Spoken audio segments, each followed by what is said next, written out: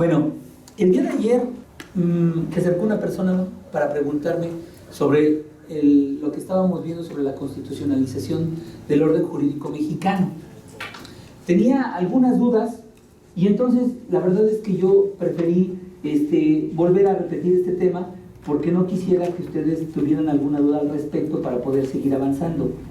Déjenme decirles que es importante que si algo no queda claro, ustedes puedan preguntarme para que todo lo que digamos aquí ya quede claro y vayamos avanzando. Entonces, estábamos diciendo que había un control constitucional concentrado. Y dijimos que este control constitucional concentrado se ejercía a través de las acciones de inconstitucionalidad, controversias constitucionales y juicio de amparo. En sus dos vías, amparo indirecto y amparo directo. Este control se ejerce a través de estas tres vías. Nosotros decíamos la vez pasada que entendíamos por control constitucional cuando se comprobaba o se inspeccionaba si un acto de autoridad se ajustaba o no a las normas constitucionales.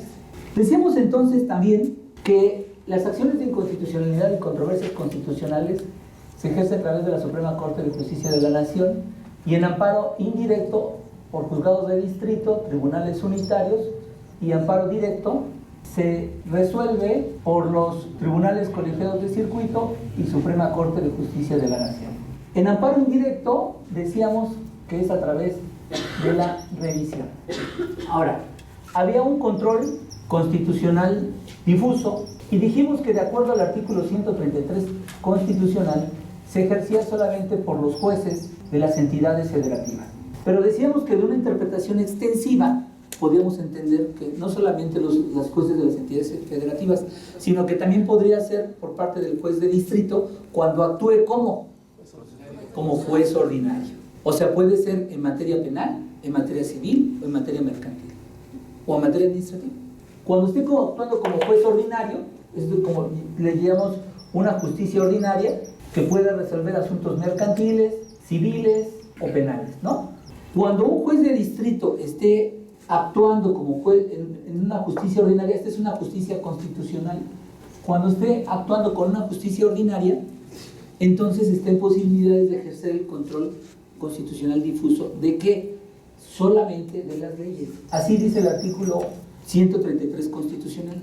Solamente cuando las leyes advierta que sean contrarias a una norma constitucional es cuando hará el control constitucional difuso. Y dijimos que el control convencional difuso, ¿quiénes lo pueden realizar? También todos los jueces, también en materia de justicia ordinaria. ¿Por qué no cuando se trata de un juicio de amparo? Porque es concentrado. No puede hacer un control constitucional difuso si está haciendo un control constitucional concentrado. Y este control difuso de convencionalidad también es en contra de las leyes. Se advierte que una ley es contraria a un tratado, entonces puede ejercer un control convencional difuso. Y aquí dijimos que habían tres pasos, ¿no? ¿Se acuerdan?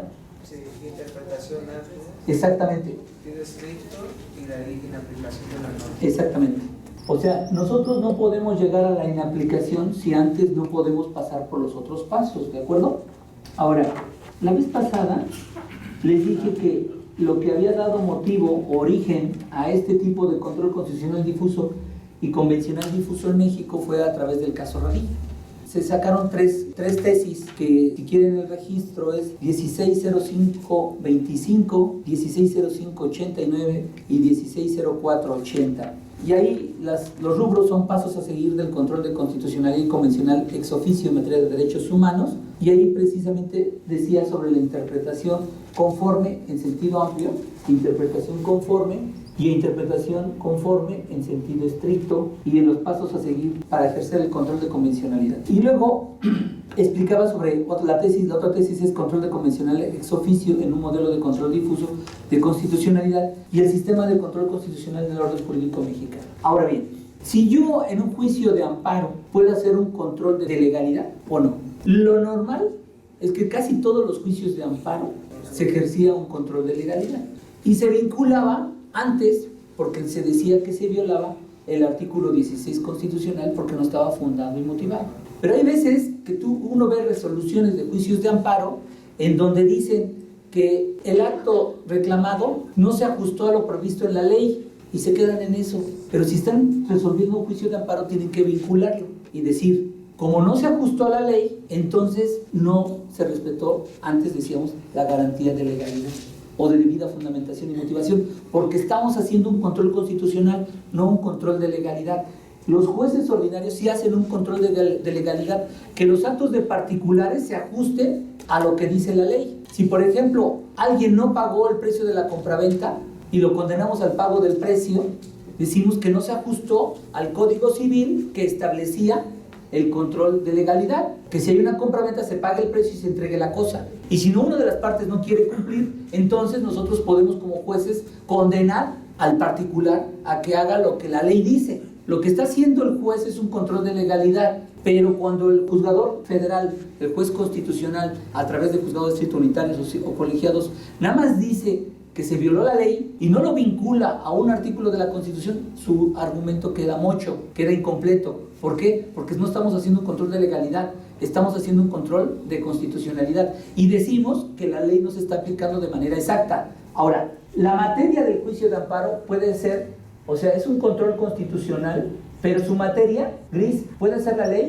puede ser la Constitución o puede ser una convención. ¿Se acuerdan? El ejemplo de ayer de restitución internacional de menores, dijimos que era un control constitucional concentrado, porque era un juicio de amparo, pero su materia, si estamos diciendo que el juez se ajustó o no se ajustó, estamos diciendo que no se ajustó ¿a qué? A la convención, no a la ley. Y entonces yo digo, no se ajustó al tratado y como consecuencia no se ajustó a la Constitución. Porque se acuerdan lo que dice el artículo 103 constitucional, que el juicio de amparo procede contra normas generales, actos y omisiones que violen derechos humanos previstos en la Constitución o en los tratados en los que México se ampara. Entonces, mi materia puede ser una cuestión de control de legalidad, pero lo tengo que vincular como cuestión de constitucionalidad. O mi materia puede ser una cuestión de convencionalidad. O mi materia puede ser netamente constitucional. ¿Cuándo? Cuando es un amparo contra ley. Yo como juez de distrito en materia civil veo amparos civiles, pero también veo procesos civiles y veo procesos mercantiles.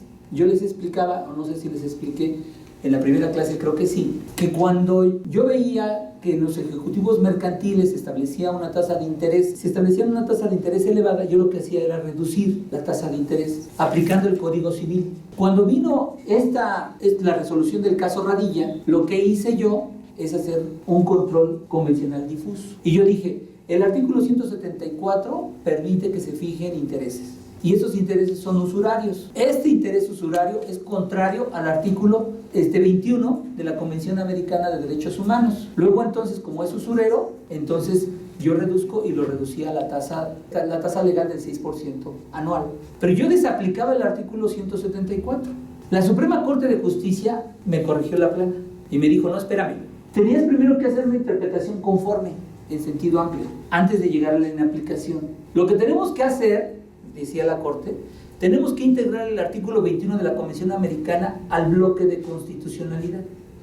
Si ustedes advierten, en la Constitución no se establece ningún tipo de que sea inconstitucional una tasa de interés usurario. Pero al momento de que yo incluyo dentro del bloque de constitucionalidad el artículo 21 de la Convención, entonces ya dentro de mi bloque constitucional hay una premisa que prohíbe la usura. Y entonces yo hago el artículo 174 una interpretación conforme, que en los intereses se puede fijar lo que quieran las partes, salvo que no sea usurario. Entonces me quedo en el primer paso al momento de hacer un control de convencionalidad difuso. No sé si con esta tabla les queda más claro los tres tipos de control. Y aquí lo que vemos es que en el control de convencionalidad difuso estamos viendo si la ley que voy a aplicar se ajusta al tratado internacional, ¿no? O sea, si ustedes se dan cuenta, estos dos tipos de controles solamente los ejercen los jueces ordinarios